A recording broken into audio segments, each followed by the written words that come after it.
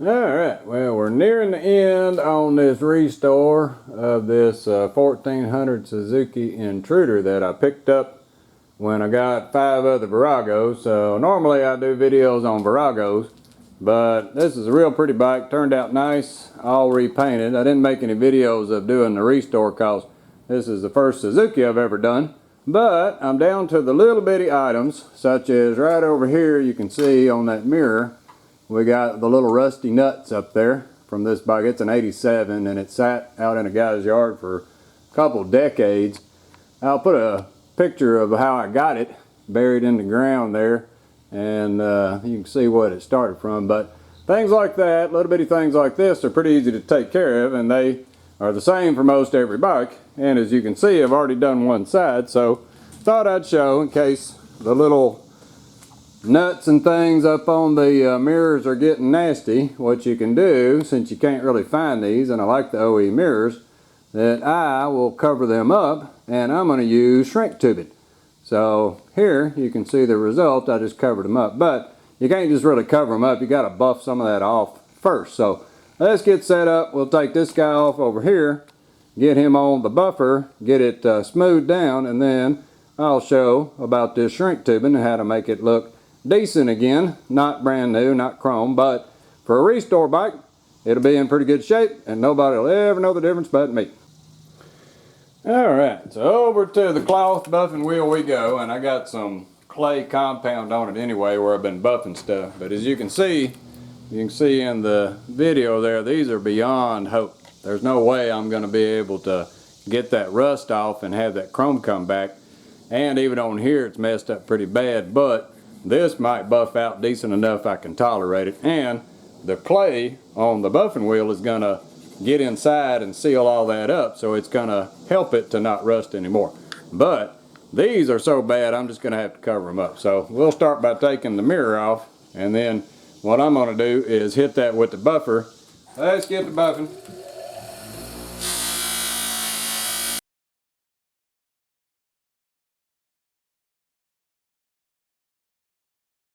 We'll continue on. I'll just go ahead and buff these nuts off right here and get them to where they're smoother. That way the shrink tubing won't show as bad. Alright, so after wiping the buffing compound off of it there, you can see we look a lot better.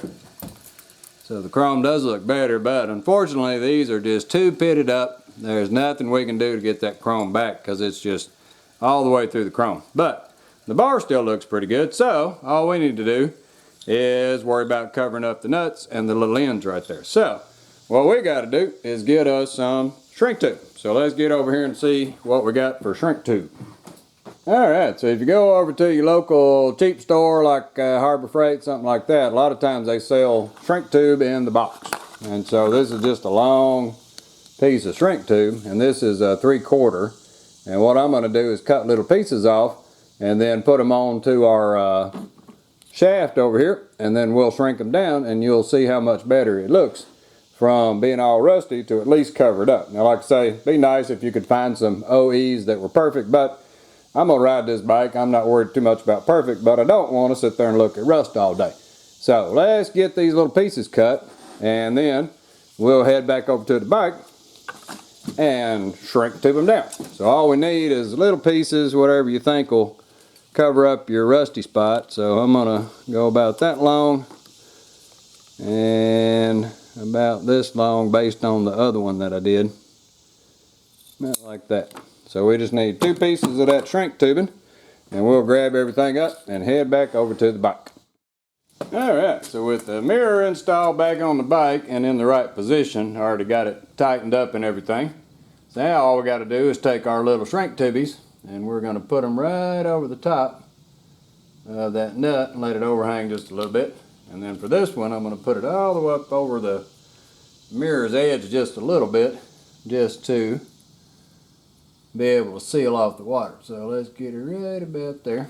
So now all we do is take a heat gun, and with this shrink tubing, what it's going to do is shrink down, and it's going to tighten up against it. It'll help if I can get it tight enough then it'll actually keep the water out.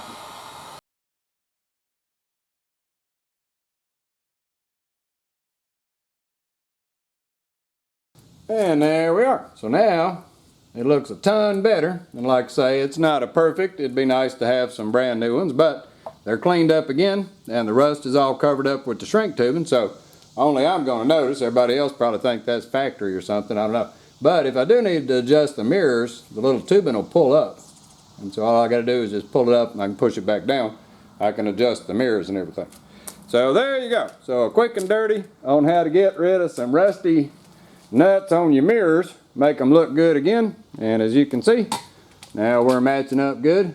We got black covering up that old rust that we can't do anything about, and it matches up good to the other side. Well, alrighty, hope that helps someone, and thanks for watching.